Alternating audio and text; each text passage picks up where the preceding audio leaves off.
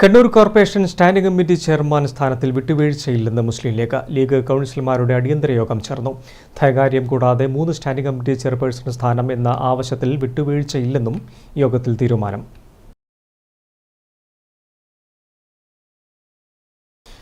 മനോജ് മയിൽ ചേർന്നു. വിശദാംശങ്ങളുമായി മനോജ്, നേരത്തെ കോൺഗ്രസ് യോഗം ചേർന്ന് സ്റ്റാൻഡിംഗ് കമ്മിറ്റി ചെയർമാൻമാരെ കുറിച്ചുള്ള ഏകദേശ ധാരണയായിരുന്നു. അതേസമയം ലീഗ് വിട്ടുവീഴ്ചയില്ല എന്നാണ് നമുക്ക് മനസ്സിലാക്കാൻ സാധിക്കുന്നത്. അവരുടെ യോഗത്തിലാണ് അവർ തീരുമാനമെടുത്തിരിക്കുന്നത്. ധനകാര്യം കൂടാതെ 3 സ്റ്റാൻഡിംഗ് കമ്മിറ്റി ചെയർപേഴ്സൺ സ്ഥാനം കൂടി ലഭിക്കണമെന്ന് ആണ് അവരുടെ തീരുമാനം. വിശദാംശങ്ങൾ എന്തൊക്കെയാണ്?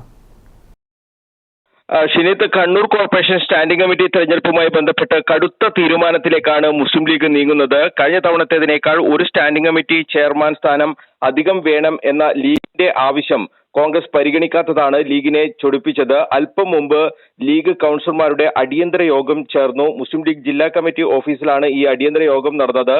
ഇതിൽ വിട്ടുവീഴ്ചയില്ലാത്ത നിലപാട് സ്വീകരിക്കാനാണ് ലീഗ് എടുത്തിട്ടുള്ള തീരുമാനം.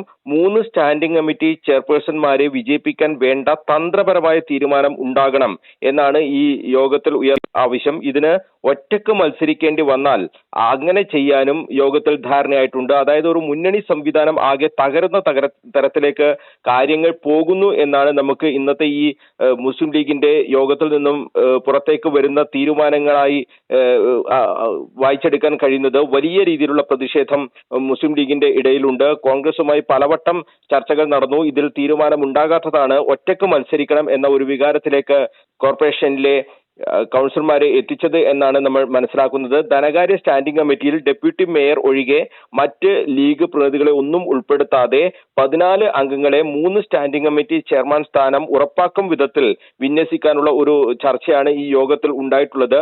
കോൺഗ്രസുമായി പലവട്ടം ചർച്ച നടത്തി എന്ന കാര്യം മുസ്ലിം ലീഗിന്റെ ജില്ലാ പ്രസിഡന്റ് അഡ്വക്കേറ്റ് അബ്ദുൽ കരീം ചെലേരിയും ജനറൽ സെക്രട്ടറി KP സഹദുള്ളയും ഡെപ്യൂട്ടി മേയർ KP താഹിറും ഒക്കെ ഈ യോഗത്തിൽ പറയുന്ന ഒരു സാഹചര്യം ഉണ്ടായി.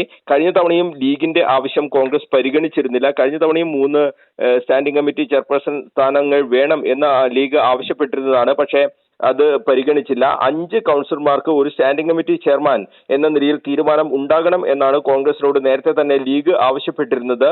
ഇതൊന്നും പരിഗണിക്കാൻ ഇതുവരെ കോൺഗ്രസ് തയ്യാറായിട്ടില്ല എന്നാണ് ഈ യോഗത്തിൽ കൗൺസിലർമാരെ മുസ്ലിം ലീഗിന്റെ ഭാരവാഹികൾ അറിയിച്ചത്. എന്തായാലും ഈ ചർച്ചകളൊക്കെ ഈ രീതിയിൽ നടക്കുമ്പോൾ കോൺഗ്രസിന്റെ കോർ കമ്മിറ്റി ചേർന്ന് കോർപ്പറേഷൻ സ്റ്റാൻഡിംഗ് കമ്മിറ്റി ചെയർമാൻമാരുടെ കാര്യത്തിൽ കോൺഗ്രസ് ഒരു ധാരണയിൽ ഉണ്ടാക്കിയിട്ടുണ്ട്. ഈ ലീഗുമായുള്ള ചർച്ച പൂർത്തിയാകും മുമ്പ് ഈ കോൺഗ്രസ് സ്റ്റാൻഡിംഗ് കമ്മിറ്റി ചെയർമാൻമാരുടെ കാര്യത്തിൽ ഒരു തീരുമാനമൊക്കെ എടുത്തത് ലീഗിനെ ചൊടിപ്പിക്കുന്ന ഒരു സാഹചര്യം കൂടി ഉണ്ടായിട്ടുണ്ട്.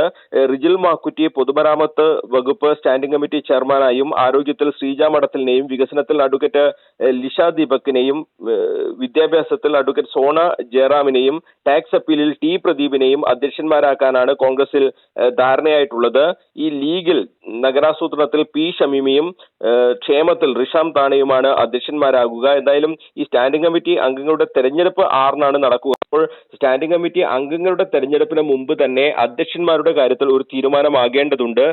അതിനനുസരിച്ചാണ് അംഗങ്ങളെ വിന്യസിക്കേണ്ടത്. അപ്പോൾ ഒറ്റക്ക് മത്സരിക്കുമെന്ന കടുത്ത തീരുമാനത്തിലേക്ക് വരെ ലീഗ് പോകാൻ തീരുമാനിച്ചതോടെ വീണ്ടും ഇക്കാര്യത്തിൽ ചർച്ച നടത്താൻ കോൺഗ്രസ് തയ്യാറാകും എന്ന് തന്നെയാണ് നമ്മൾ മനസ്സിലാക്കുന്നത്. നാളെയും മറ്റന്നാളും സമയമുണ്ട്. അപ്പോൾ ചർച്ചയ്ക്ക് ഇനിയും സമയമുണ്ട്. അപ്പോൾ ഈ ചർച്ച പെട്ടെന്ന് തന്നെ പൂർത്തിയാക്കുക. അതോടൊപ്പം തന്നെ ഈ ഏതെങ്കിലും തരത്തിൽ 3 സ്റ്റാൻഡിംഗ് കമ്മിറ്റി ചെയർമാൻ സ്ഥാനം കിട്ടുന്നില്ല എന്ന അവസ്ഥയുണ്ടെങ്കിൽ ഒറ്റക്ക് മത്സരിക്കുക. അക്കാര്യത്തിൽ ഒരു വിട്ടുവീഴ്ചയും ഇല്ല എന്ന് ലീഗ് നേതൃത്വം തന്നെ വ്യക്തമാക്കുന്നുണ്ട്. ഈ മുസ്ലിം ലീഗ് നേതാക്കളുമായി ബന്ധപ്പെടാൻ ശ്രമിച്ചുവെങ്കിലും അവർ ഈ കാര്യങ്ങൾ പരസ്യമായി പറയാൻ തയ്യാറല്ല. പക്ഷേ ഈ യോഗത്തിലുണ്ടായ തീരുമാനങ്ങൾ ഇതൊക്കെയാണ്. യോഗം നടക്കുമ്പോൾ തന്നെ നമ്മൾ അവിടെ എത്തിയതാണ്. അപ്പോൾ അവർ അത് പ്രതികരിക്കാൻ തയ്യാറായിട്ടില്ല. പക്ഷേ ഈ തീരുമാനങ്ങൾ ഇങ്ങനെയൊക്കെയാണെന്നാണ് നമുക്ക് ഏറ്റവും വിശ്വസനീയമായ കേന്ദ്രങ്ങളിൽ നിന്ന് ലഭിച്ചിട്ടുള്ള വിവരം. ഷിനിത്ത്.